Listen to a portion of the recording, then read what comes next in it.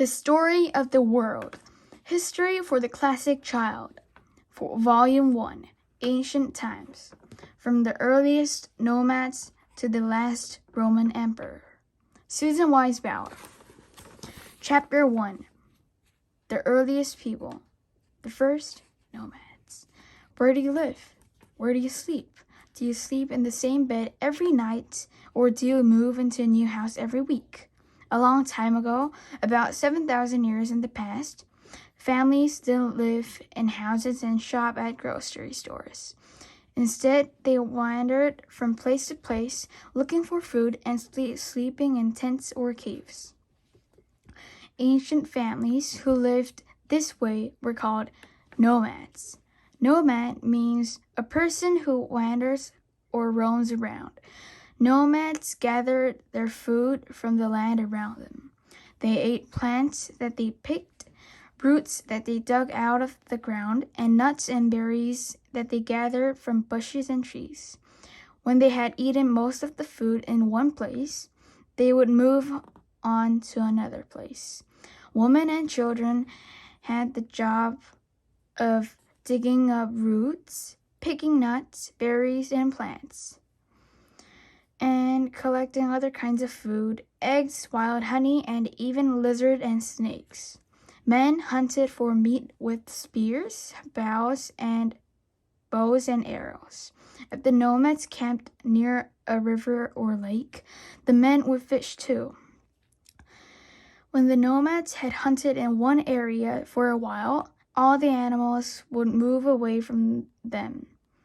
When that happened, the nomads would pack up and follow the game. In warm places, nomads built tents by stretching animal hides over wooden frames. They could take these tents with them when they moved.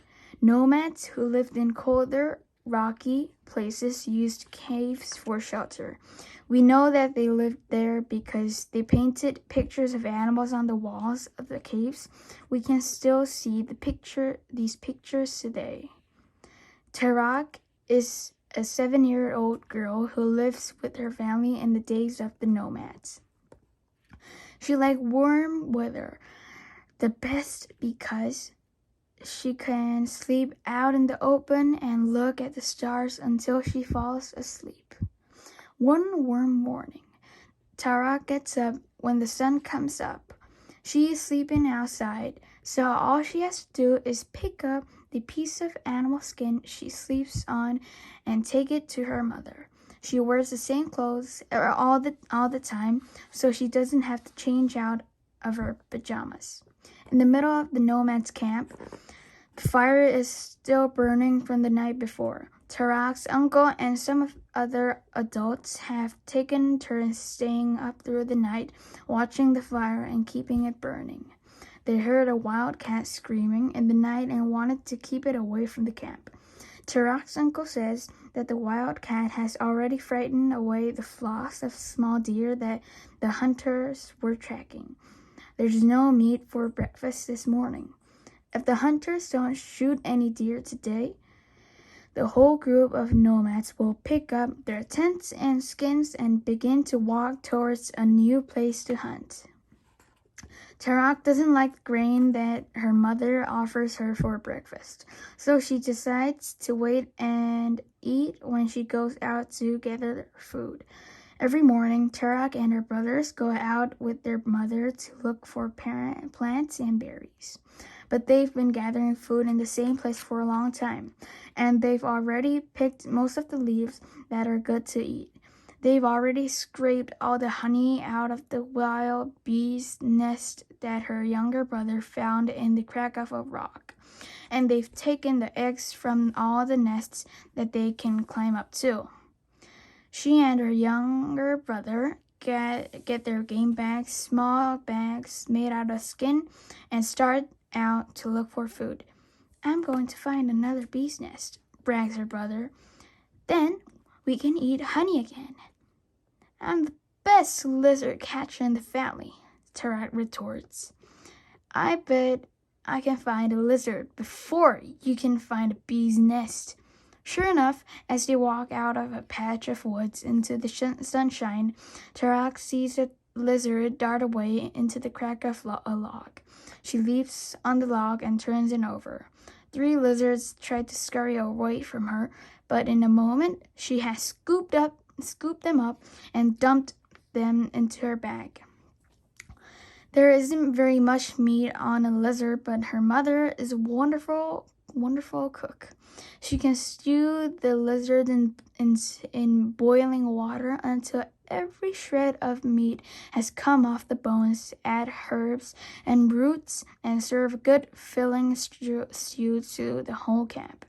All the way back to the nomad camp, Tara can feel the lizards squirming in her bag. It makes her hungry. She can't wait to taste her mother's lizard stew. The first nomads become farmers. One of the best places for nomads to live was in an area called the Fertile Crescent. It was called a crescent because it was shaped like a crescent moon like this. And it was called fertile because 2 rivers called the Tigris and the Euphrates ran through it. Rich grass, wild berry, and wild wheat grew in the damp soil of the river banks. When nomads wandered through the Fertile Crescent, they saw herds of animals feeding on the grass. They saw grain that they could harvest and wide rivers where they could fish and get fresh water to drink. Because it was too easy to find food, nomads returned to the Fertile Crescent again and again. Some of these nomads began to live near the 2 rivers all year long. Instead of wandering from place to place in search of food, nomads who settled in Fertile Crescent couldn't just pick leaves, nuts, and berries to eat. Soon they would run out of wild plants to harvest. Instead, they had to begin to plant grain for themselves. The nomads of the Fertile Crescent were turning into farmers. These new fields of grain needed extra water to flourish. The land near the rivers was damp enough to make growing easy, but it didn't rain very much in the Fertile Crescent. And farther away from the shores, the land was dry for much of the year. So the farmers leaned to dig canals from the rivers out into their fields. That way, even if it did not rain, they could bring water to their crops.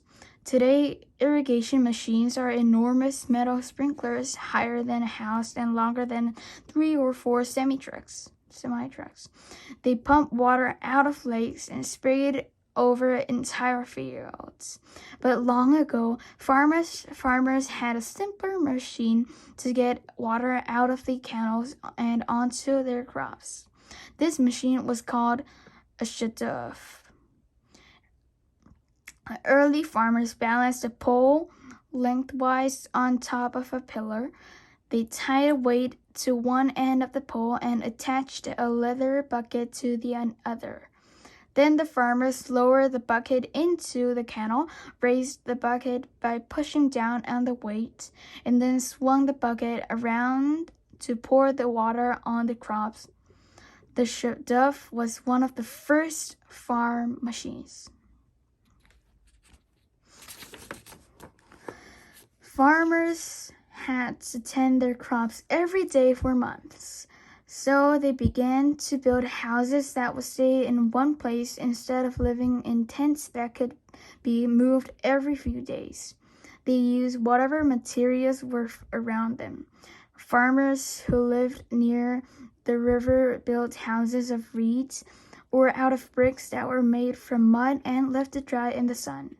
Soon, farmers discovered that it was best to build houses close together so that they could help each other to water and tend their fields. These were the first villages. The farmers also learned that they could tame animals such as sheep and goats, feed them grain, and then use them for meat. This was easier than hunting wild animals. Villages were often built around a central pen or field where the tame animals were kept. Some villages were very successful in growing grain and raising sheep and goats. They even grew rich by trading grain, sheep's wool, and animal skins to others for metals, pottery, wood, and other goods. Because they were afraid that they might be attacked and robbed by bandits, they built stone walls around their villages. These were the first cities. One of the earliest cities was the city of Jericho. Jericho had one of the thickest, strongest walls of the ancient world. It was 10 feet thick and 13 feet tall, with a circular tower on one side so that village lookouts could see enemies approaching. The tower was 35 feet high, taller than a two-story house. Not long after the day that Tarak catches enough lizards of her mother's lizard stew, Tarak and her family wander into the Fertile Crescent searching for food. They find plenty of roots, nuts, and berries to eat. Tarak's uncle is excited because he sees large herds of horses and small deer to hunt. But the most exciting thing Tarak sees is a huge river flowing right at her feet. She has never seen so much water in one place in her life. Usually, her family and the other nomads only find small pools of water or tiny streams trickling through the rocks. They need this water for drinking. So, Tarak has never been swimming. As a matter of fact, she has never had a bath in her whole life. Now, she can walk right into the water up to her chin. At first, Tarak and her brother are afraid to get into the water. They just squat on the shore and splash each other. But slowly, they put one foot and then the other into the water. Tarak wants to show her brother how brave she is, so she wades out almost to her knees. She hears her brother waiting in behind her. He splashes her all over, so she turns around and dunks his head under the water. He comes up spluttering and yelling. He's never been under the water before. Tarak and her brother spend the whole morning in the river. When they get out, Tarak noticed that her brother smells much better than he used to. That night at dinner, there is horse meat to eat. Tarak's uncle says, "I met other men in a little farther down the riverbank, but they weren't hunting. They were putting seeds into the ground. They told me that if we put seeds into the ground too, grain would grow right here where we are. We could pick it and we wouldn't have to keep looking for new fields to get their food in. I think we'll stay here for a while and watch what they're doing." Tarak grins at her brother. She likes living on the bank of the river. She likes eating horse meat instead of lizards. She likes the idea that she won't have to go searching for roots every day. And most of all, she likes swimming. The end of chapter 1.